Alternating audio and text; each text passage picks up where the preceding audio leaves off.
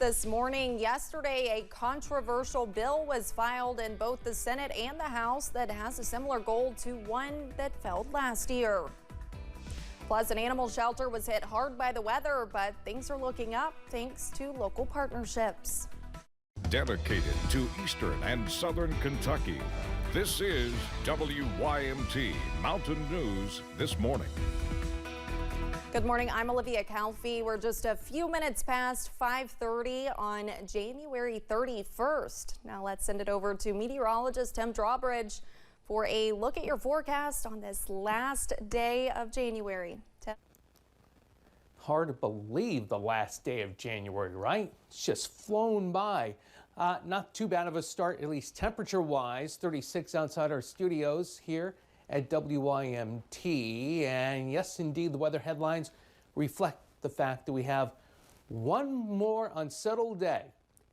Then we flip the calendar like Olivia alluded to, and we jump into February. We jump back into the sunshine.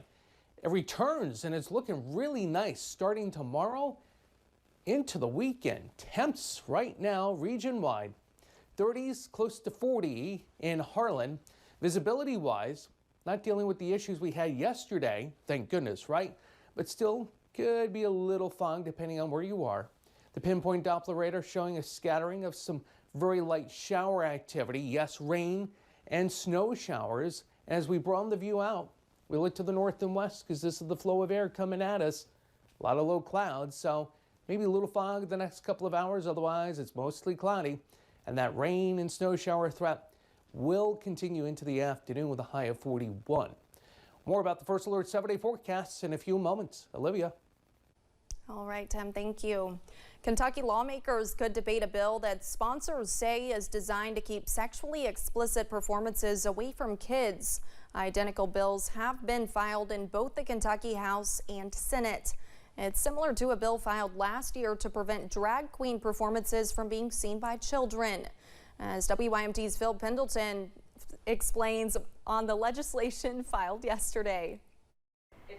Supporters say they filed House Bill 402 and Senate Bill 147 simply as public protection measures. Our joint legislation aims to protect those in society who are the most vulnerable and susceptible to the adverse effects of the adult or entertainment industry, primarily children. It defines adult arcades, stores, or theaters, but also states that establishments cannot host a sexually explicit drag queen performance near kids. Adult businesses must stay 933 feet. That's the city's block distance away from schools, child care centers, or libraries. And it is our responsibility as adults to protect the innocence of their minds and bodies. Yeah, it's disappointing to see them try these drag bans again. You know, we saw the bill last year, didn't quite go anywhere last year. The bill would set up civil and not criminal penalties. And unlike last year's bill that went after the performers, this bill specifically would target the businesses. Supporters say explicit drag queen performances at any place frequented by children would be a violation. They all think we already have this as a statewide standard, and we don't. A lot of other states do. This would just bring a cohesive effort across the state of a minimum standard. This is a way to infringe upon the freedom of speech, the right to perform of these artists who have been doing these shows. You know, drag is nothing new. It's been around for millennia. Both bills received their first of 3 required readings on the House and Senate floors today. In Frankfort, Phil Pendleton, WYMT Mountain News. The measures also prohibit minors from entering or performing in any capacity in an adult-oriented business. Kentucky River Regional Animal Shelter officials say with the constant overcrowding, the struggles they faced recently with below freezing temperatures and a water outage, it has not been easy. However, President Tony Vaughn says several good things are also coming together with new community partnerships. Some of the positive things that are going on right now is I have hooked up with CRAD and they have assigned us a grant writer, which is extremely gracious of them. We're actually working on a grant for a new van, which we're in desperate need of, and also 5 full-time employees to add to our staff.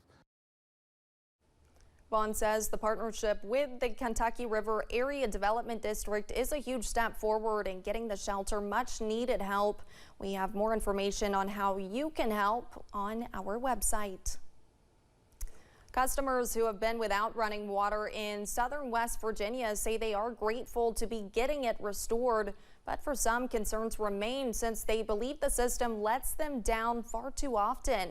Mingo Public Service District GM JB Heflin says a big part of the problem is that some of the equipment and infrastructure is aging.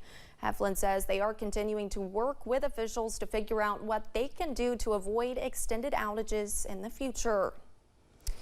A Whitley County man has pleaded guilty to drug trafficking charges. 43-year-old Dwayne Chambers pleaded guilty to trafficking more than 2 grams of meth.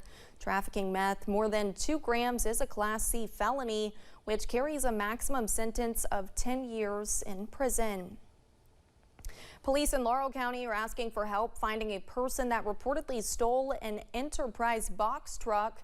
Here's a picture of the person. Deputies with the sheriff's office say the suspect stole the truck from a business parking lot off West Cumberland Gap Parkway overnight. Deputies were able to find and retrieve the truck yesterday morning. If you have any information about the case, you are asked to contact the sheriff's office at 606-864-6600. A former NBA and Kentucky basketball player is facing charges after police say they found drug paraphernalia and a gun on him following a traffic stop. Rajon Rondo, who played for the Wildcats during the mid-2000s and spent more than 15 seasons in the NBA, was pulled over for reckless driving in southern Indiana on Sunday. Police say Rondo should have not had a firearm because of a protection order in place against him. He was arrested but posted bond. Gail Manchin, the co-chair of the Appalachian Regional Commission and wife of West Virginia Senator Joe Manchin, was involved in a car crash in Birmingham, Alabama. She was traveling from the airport to a hotel when another vehicle hit her car. Here is a part of the statement from Senator Manchin saying, quote, "She remains in stable condition, but will stay there for a couple of days for precautionary measures. We want to thank the first responders who answered the call and were first on site to provide assistance and support." Appalachian Regional Healthcare and Beacons of Hope are partnering to give people in rehab an even better chance to succeed. WYMT's Chandler Wilcox tells us what is included in their partnership and how it impacts the community. The partnership started with a meeting between 2 healthcare providers. When we talk about building a healthier region for our people, it's really essential that we start addressing the missing marks throughout this region. Finding missing marks led them to a $5,000 donation from ARH to Beacons of Hope. They're leading the way. They're showing other organizations that it's okay to come in and give a second chance opportunity to people that are willing to go the extra mile to rehabilitate their lives. The money goes toward giving clients the chance to obtain documents, helping them return to the workforce. To utilize and to purchase things for their clients, such as birth certificates, license, social security cards, or really whatever resources their clients need. They have developed workshops as well. We provide things like resume workshop buildings, workplace do's and don'ts, interview skills. The partnership also goes beyond preparation and includes improving life in rehab. They purchased flower beds on their own, came here and helped us put those together and let the clients go out and plant flowers. Officials say they plan to make the partnership a long-term deal. In Perry County, Chandler Wilcox, WYMT Mountain News. Beacons of Hope Executive Director Greg Burke also says around 80% of clients that have arrived at the facility have been able to complete the program. And when we return, one of the world's most famous singers is getting her own documentary later this year on Prime Video. And weather-wise, we're waking up to a lot of clouds again. Looking to the north and west, looks like kind of the same deal. But I do have some fantastic news to tell you about. I think you're going to love it. Your first alert 7-day forecasts coming up in a few moments.